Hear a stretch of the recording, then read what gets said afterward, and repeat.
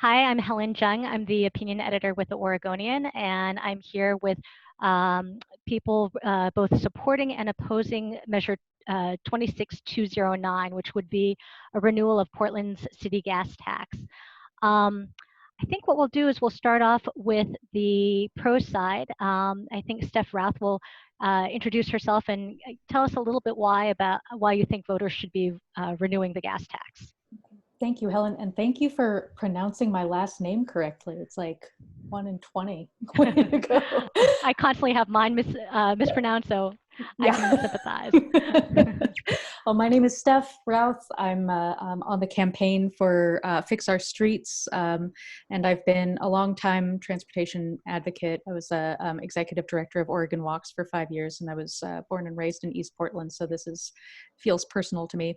And I'll just say, just like maintaining a home or a car, basic maintenance of streets is vital to ensuring that people and goods can move safely and efficiently. After decades of underinvestment, Portland had fallen far behind in street repair and maintenance. The 2016, this is a renewal, so the 2016 gas tax was a great start to getting that caught up. It funded a full repaving of 40 lane miles, fixed over 400 sections of failing road, connected miles of sidewalks, and has over 100 other safety improvements. So renewing the gas tax will help Portland invest in low-cost maintenance projects rather than being stuck with large bills to replace worn-out streets. I think it's incumbent upon us. We are in different circumstances than we were 4 years or even 4 months ago. So while we address the COVID-19 crisis at hand, we can't ignore Portland's future. It's going to be more important than ever to keep Fix Our Streets program going, to put those dollars into efforts that employ Portlanders to do the needed safety and maintenance projects on our road that keep goods and people moving.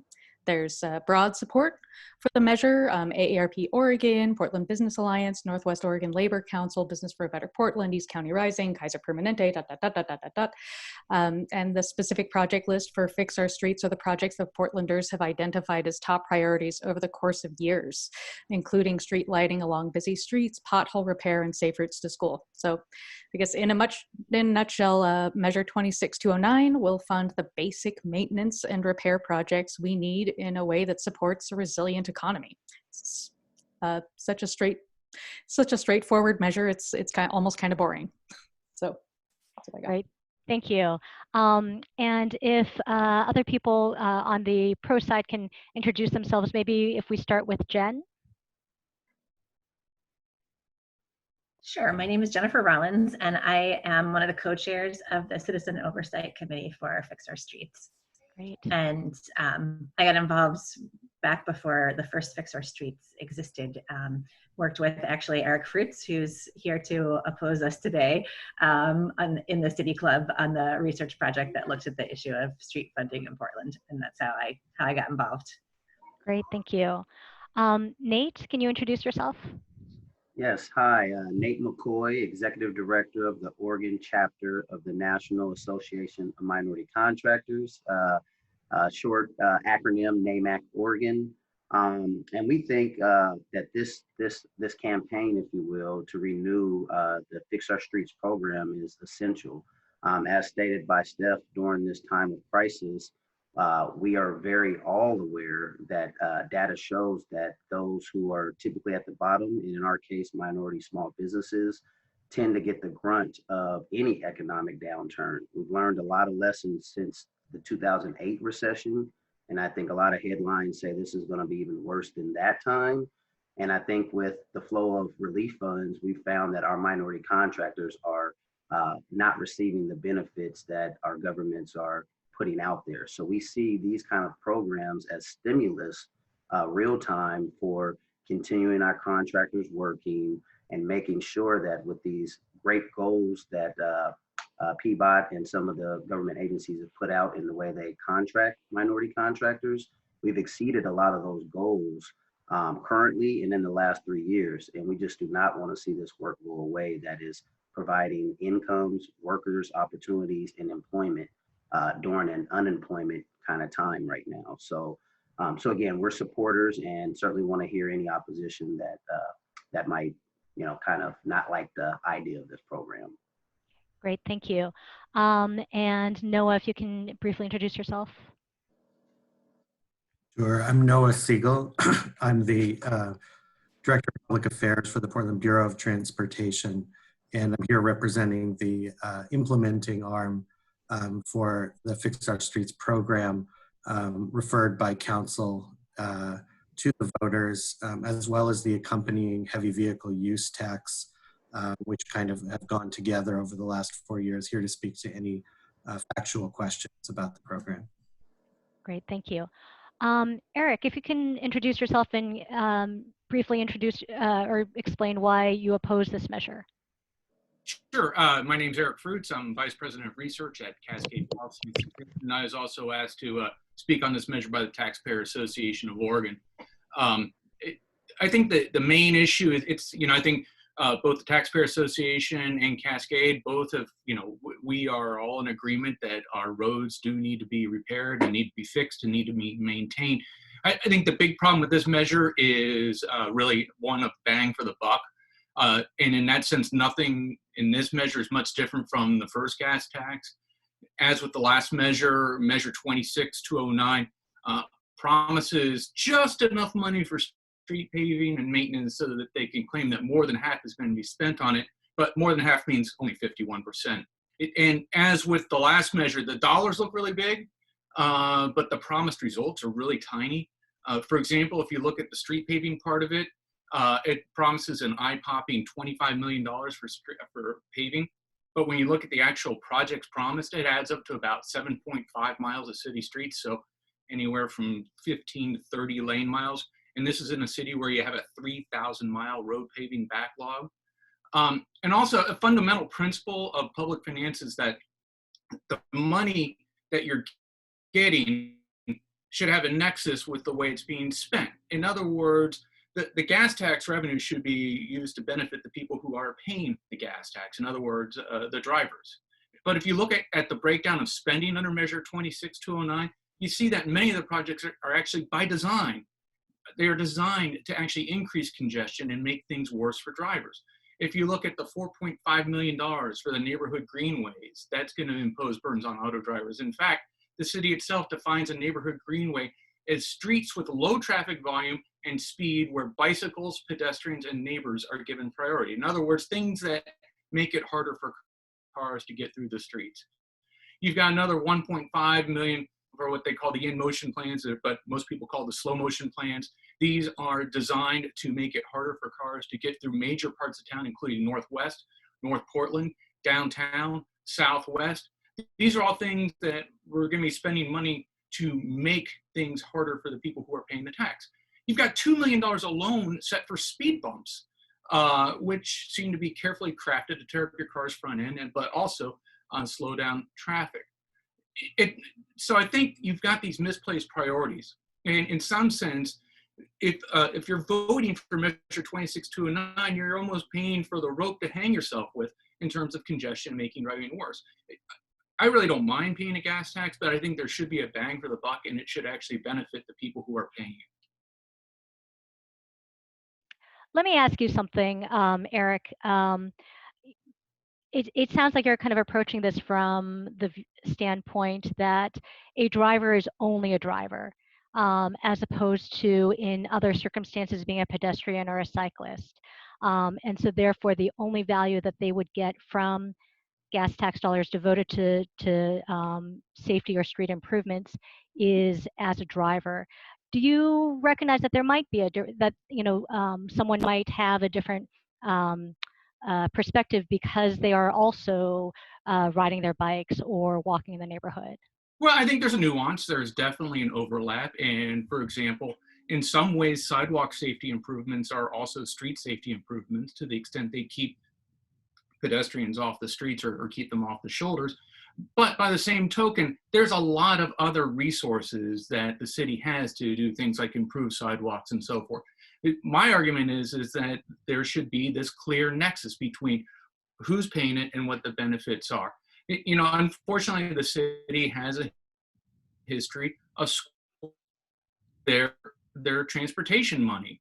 We spent close to $15 million a year subsidizing the streetcar. If the streetcar is so valuable as a transit connection, it should be owned by TriMet. $15 million a year is pretty close to what this gas tax is going to raise. We also took our parking garage money and used that to bond building the streetcar. We have this history of taking money away from street maintenance and putting it into other fun pet projects. And now we're caught holding the bag and we're like, oh, now we need to raise the gas tax to fill in the gaps that we made ourselves. And so I don't understand why drivers should be on the hook for doing things like putting in speed bumps and doing safe routes to school and pedestrian walkways and neighborhood greenways. There's other resources that could be used to do that, and there should be a better nexus between where that money is coming from and how it's being spent. Okay. Let's see. Let me ask a question of. Actually, I'm not sure who's best to respond to this, but the auditor's office a couple years ago, or last year rather, found a number of deficiencies in the city's implementation of the current gas tax measure. Dozens of projects were behind schedule after the Transportation Bureau admitted that those schedules were unrealistic to start with. Projects that had been completed by 2018 were 15% over budget. And the Oversight Committee had not released annual reports as promised in 2017 and 18. And is there one for 2019? I wasn't able to find it. Yes. Okay. So I guess my question is, how have those findings of problems in the current implementation informed this measure, or have they? Has there been kind of consideration of those shortcomings? Yeah, I think I'm probably best positioned to answer it just in terms of internal PBOT operations. So there's no such thing as a good audit, I suppose, but this for us was about as close as you could possibly come. It was essentially an audit of the first year of the program, and it was slow out of the gate. And I think there were some legitimate issues raised by the audit because we had never run the program before. There was limited project development on some of the projects. And so we discovered things like streetcar tracks underneath the pavement.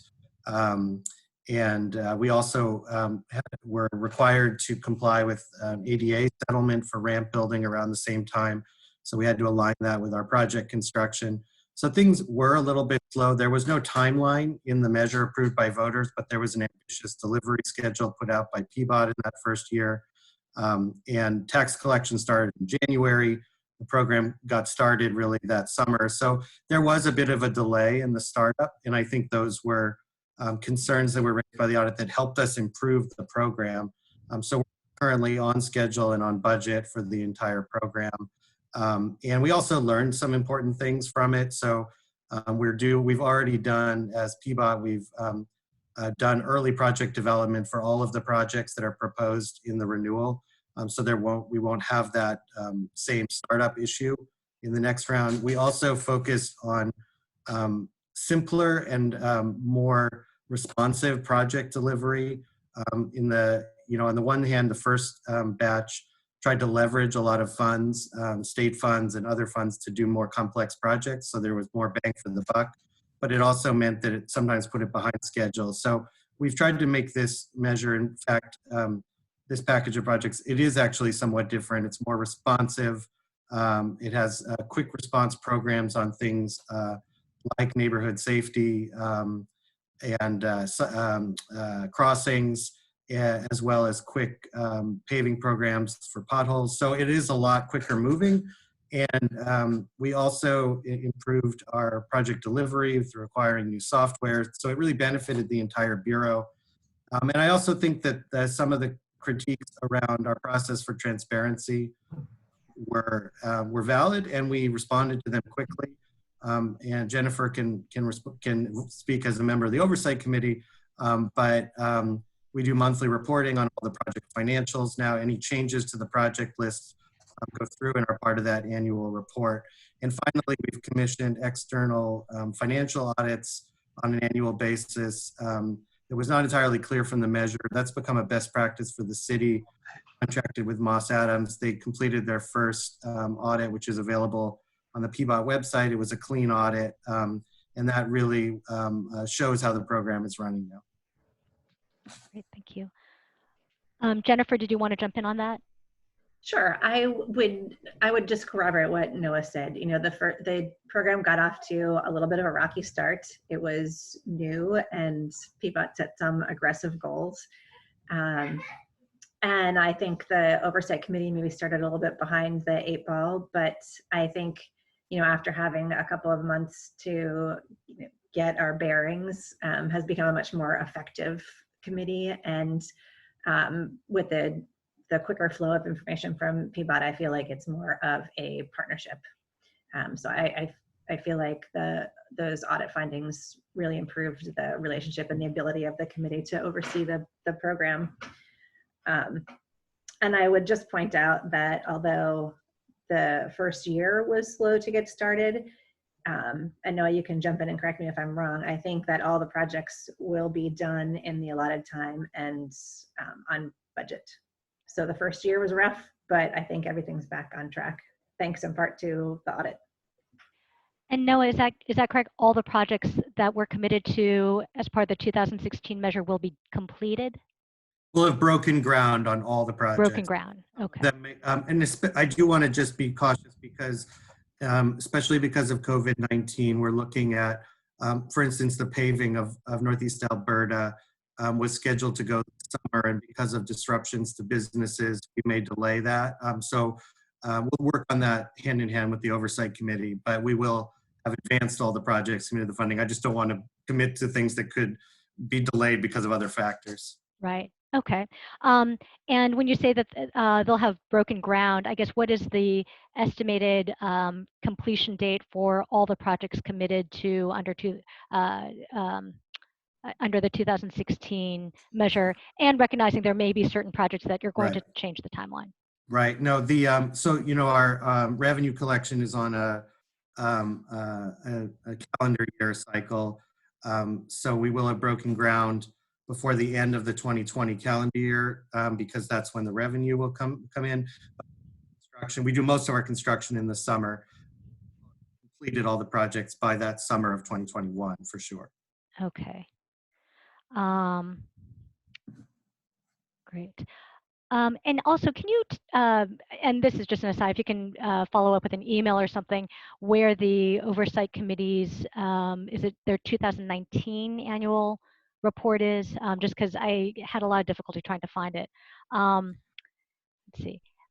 Also, I guess, what is the outlook for revenue for this measure, considering everything that's happened with the pandemic, that it's unclear you know, how long this economic crisis will last? I mean, are there any estimates of whether the gas tax revenue projections that you're working off now are going to be dramatically cut? I mean, you know, everything's up in the air. And I will say that our revenue projections were generally very conservative. To be frank, we didn't anticipate anything remotely like this. And, you know, on the plus side, if people, you know, are not driving and they're not paying, so, you know, in terms of a burden to the taxpayer, but that, you know, there's an advantage there to us. It is a revenue hit, not just on fixing our streets, but across the board. From our federal and state gas tax, you know, people don't drive, we don't get the revenue. So we are projecting currently about a $3 million shortfall for the current Fix Our Streets funding, and we'll have to get those actuals in through the summer and consult with the Oversight Committee if there are projects that need to be reduced or revisited. That might just be a reality that we have to face. And same with forecasting revenue for the following 4 years. We just don't know. On the plus side, gas taxes, you know, they don't fluctuate quite as much. It's even though gas prices are very low right now, the 10 cents is fixed. So when people leave, stay home, the revenue will come up, but it may be down from our 4-year projection. We just don't know how much yet. And so when you said that you're anticipating a $3 million shortfall for the current measure, is that because I thought revenue had been running ahead, and so is that kind of like from where you are now, but So that's incorporating the gains that had been. That's right. That's exactly right. It's $3 million less than the additional revenue that we were anticipating. So we were putting in about an additional 12 million during the boom economy, and it'll be more like 9 million total now. Okay, so you're not in the hole. I mean, you're not going to have less than, okay. No. All right. Let's see. So Eric raised an interesting point about just what the percentage split is between road improvement and safety projects. In 2016, it was a 56-44 split. Now it's 51-49, it seems. Can you talk about that decision? Like, or is there someone who can talk about how you came to this decision to devote more to safety? I'll just respond. That's factually not correct. Okay. We had an initial 56-44 split in the first measure, which was, I think, largely a political decision by council to have that balance between maintenance and safety. In actuality, it's been really difficult to implement because it didn't clarify for us what happens if you come in at 58-42 or a very exact number to hit. And in reality, we have, I guess by those terms, sort of overspent on paving and maintenance in the project. So we decided to remove that artificial split and to have it more based on outcomes than exact percentages. Our auditors also said this was sort of not a realistic way to run a program. And so it's not that we increased safety, it's that we focused more on outcomes. So the spending is split between one third. It's 1/3 identified maintenance projects, 1/3 identified safety projects, and then 1/3 identified ongoing programs such as potholes, base repair, and a lot of those things are of benefit to both safety and maintenance at the same time. So it's not that we increase safety or that it's 51-49. We just developed the second set based on the outcomes we wanted instead of a spending split. Is this enough though to be dedicating to road maintenance? There was a 2013 audit which found that the city was way behind on its maintenance of street repair. And at that point, I believe the Transportation Bureau estimated it would cost an additional $75 million a year for 10 years to bring streets up to snuff. So if we're only, I think it's what, 25 million is on road maintenance or repair, are we losing ground? I can hand it over to a more advocacy answer if folks are interested, but factually speaking, I mean, Eric is correct. The amount of the asset liability is enormous, but it's also comprehensive of all of the residential streets in the entire city, and it's a lot. We have focused on the highest priority corridors and neighborhood collector streets. And in those places, we have bent the curve so that we are not losing ground on our asset responsibilities. We're actually starting to make up ground. So we are making progress in the focused areas that we are. The comprehensive liability portfolio is enormous and remains a big challenge. That is true. I want to step in there on that because I don't see how we could say that we are actually recovering lost ground, because the last data I saw from 2018, which was an estimate, says that we're looking at a road paving backlog of just a shade under 3,100 lane miles. And that's up from something like close to 2,700, which was in 2016. And so to me, it seemed fairly clear that even if you add in all the miles that you paved with the last gas tax money, which we said was what, like 30 or 40 miles, that's no way that even makes a dent in what the backlog is, or even how much the backlog has grown over the past couple of years. Yeah, technically speaking, it is correct that we as a whole, we are, what I would say is our roads are deteriorating less quickly because of the measure. That's not great, but better than the opposite. what we're trying to do with these interventions is, the roads that are more heavily used deteriorate faster and are more expensive to rebuild and are a greater liability to taxpayers. So by focusing on those roads first and bending the curve on those roads, in the long run, we can gain back on our asset portfolio. But that's the factual answer. And see, Helen, this is exactly my point. When we have a 3,000 lane mile backlog, it seems to me that a huge chunk, 90 or more % of that money should be used for that thing where there's actually our road network is degrading, and to try to either stop it from degrading further or to actually improve it. And instead, we're spending money on things that will demonstrably make driving worse and harder and more costly. We have a congestion crisis in the city of Portland, and we're going to use our own gas tax money to make that congestion crisis worse. To me, it's worse than just a poor bang for the buck. It's not even wasteful. It's destructive, and so that's why I think. I don't mind paying the gas tax, but I think that money should be used to actually benefit those people who are paying those taxes. Okay. May I jump in? Sure. Well, I think this isn't about solving congestion. This is about paving our streets. It's about maintenance, and that's been a mix of both, completely But that means you shouldn't make it worse. Hold on. You had your moment, Eric. I would like to finish. I just want to. I know you want to interrupt, and I would like to finish my statement that some of this is full base repair, and some of it, kind of like dental. Like sometimes you need a root canal, and sometimes you need pavement sealer to keep your good teeth good, and that's in part what we're doing.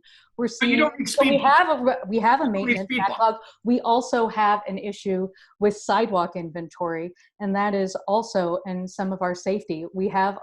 I hear you talking about prioritizing drivers. A lot of those drivers are also parents, and safe routes to school. And those parents pay property taxes to maintain their sidewalks.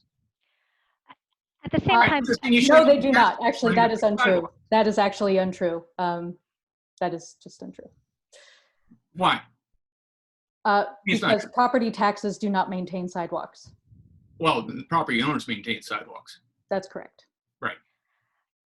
So, okay, let's move on just a bit. I want to also ask about the component in terms of how well has the city done in terms of meeting requirements for minority contracting.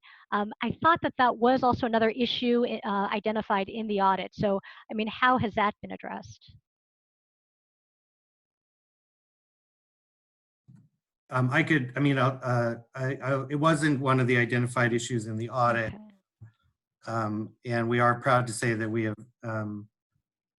exceeded all targets and expectations for minority contracting and women-owned contracting, not just in the raw numbers, but also in the number of prime contractors and higher level, higher paying job positions. And we've done this through extensive outreach to minority contractors, small businesses, to encourage them to bid on these projects. We're extremely proud of the outcomes. It's become a new standard for Peabody and really an example for the city. But I could let Nate speak to that directly from the contractor point of view. Yeah, I'll jump in. Before this call, I actually went back and surveyed a couple of our members who I know have performed work within this program. And almost unanimously, they all said that they've benefited, have grown their businesses as a result of some of these project opportunities. One of them was on record, I think last week, speaking pretty directly about this. I think about some of the stuff that Eric is saying, which, some of it I'm not fully in disagreement around taxation and certainly representation. And I always make sure on these kind of conversations that we forget that minority contractors pay taxes and pay a considerable amount, and see these as opportunities to help both employ and keep people employed, as well as, I look outside of my house every day during this COVID crisis. I've seen more people ride bikes and walk than I've ever seen in our city before. And a lot of them are senior citizens who certainly want to see their sidewalks repaired and, supported. Again, I don't disagree with some of the remarks Eric has said either. But I think, again, if we don't look at it from a lens of forward thinking, we're going to see less people paying taxes than more people paying taxes. And I think about the 60 minority contractors we represent at NAMAC.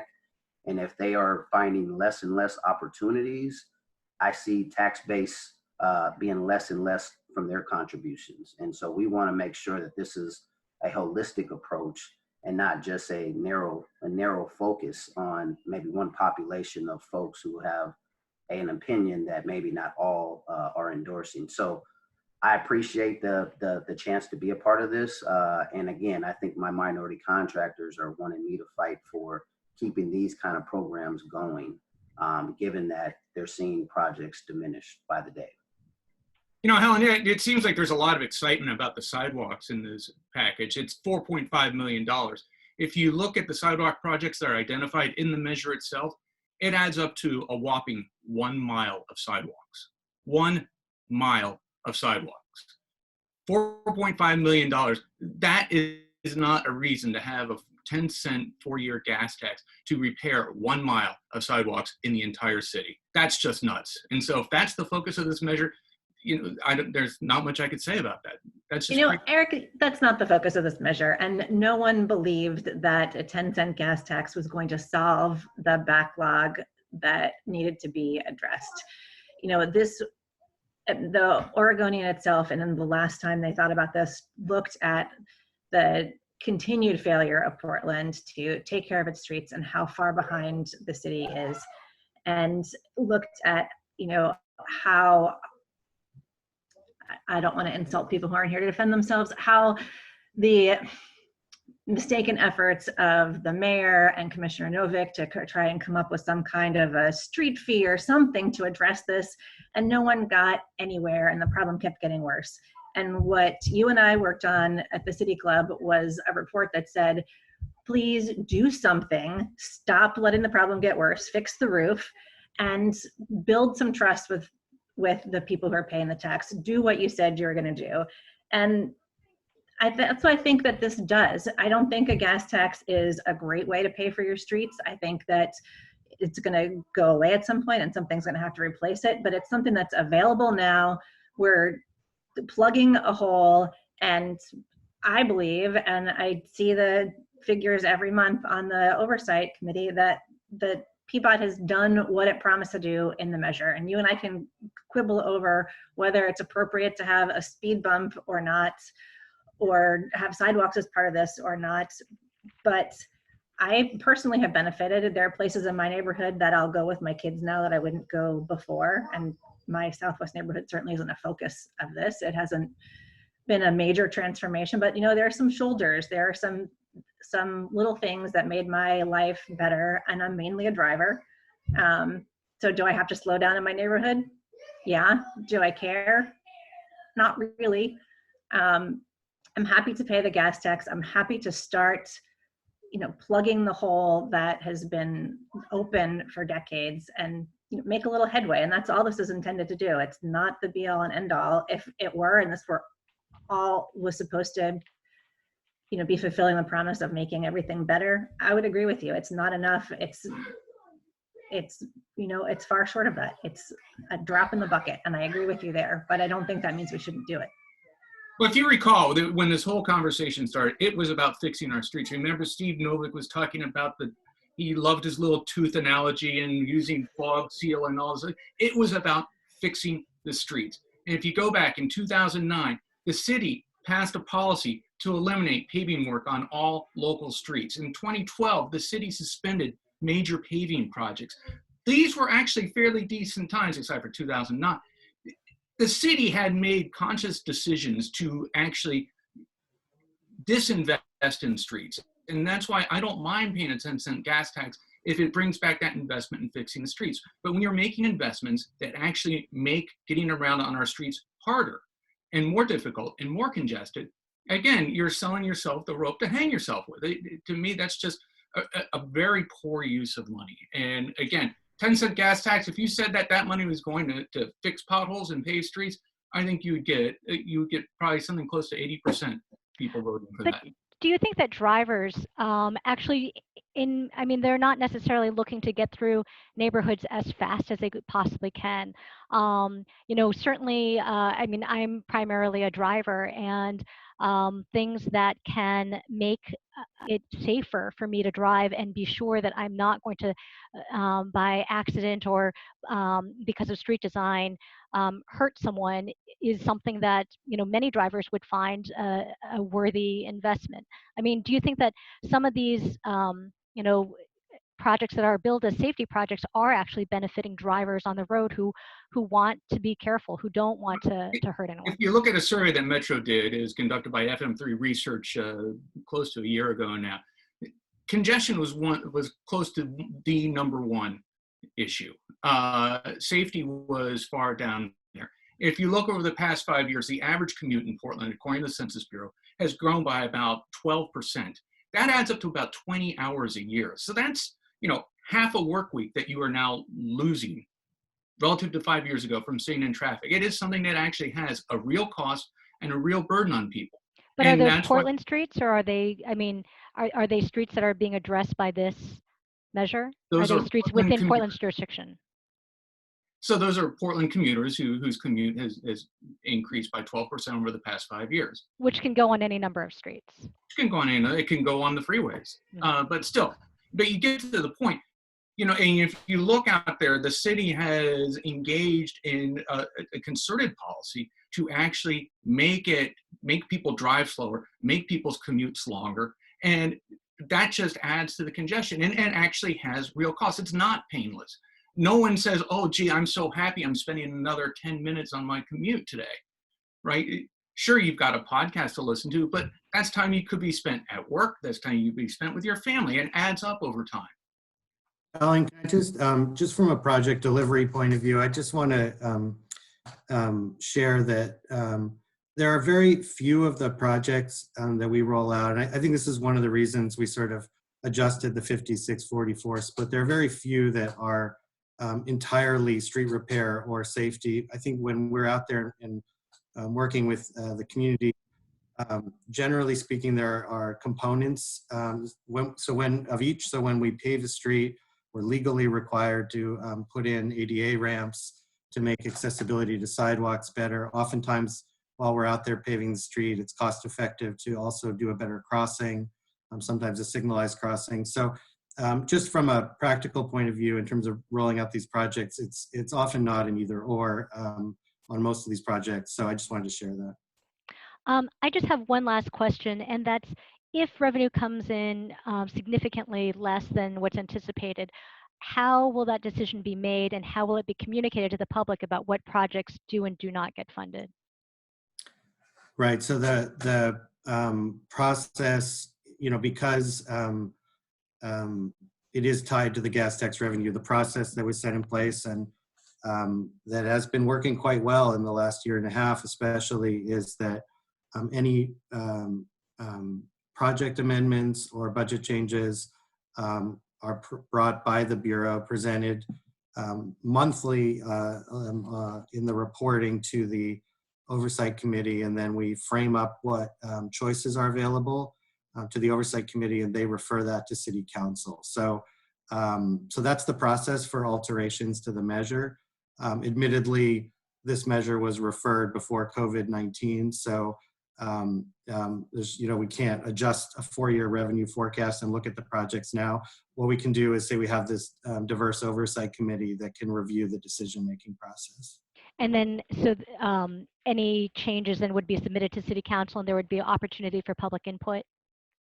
Correct. Okay. And I forgot, I'm sorry, there was another question I had, and that's about the heavy vehicle use tax. It was initially estimated that that would provide $10 million over 4 years.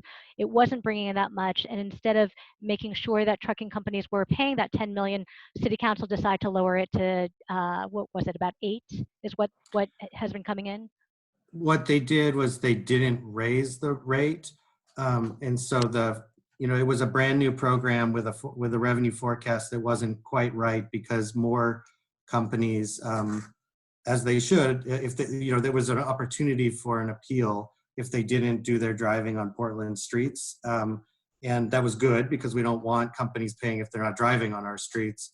So there were more appeals than anticipated. It came in a little lower at the 8 million. And so the council decided to keep the rate the same rather than raise the rate to make up for the revenue. But in the run up to referring fixing our streets, they did raise the rate on the heavy vehicle use tax to maintain the cost responsibility between individual drivers and heavy vehicles. So that adjustment was made in advance of this referral. And so how much is that expected to bring in? Understanding the pre-COVID estimates. Is it 14 million? Is that right? I think it's 14 million, but I have to get back to you on that to be sure.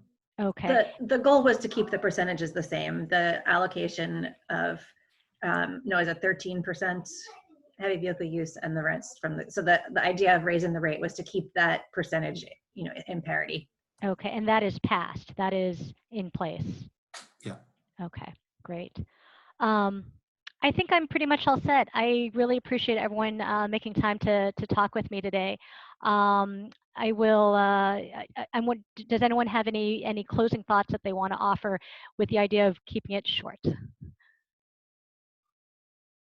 I guess I just want to offer one comment. Kind of perked my my thought with Eric a little bit is that, let's not forget about Metro putting a T2020 plan regionally on the streets in November to hopefully knit a lot of this conversation together.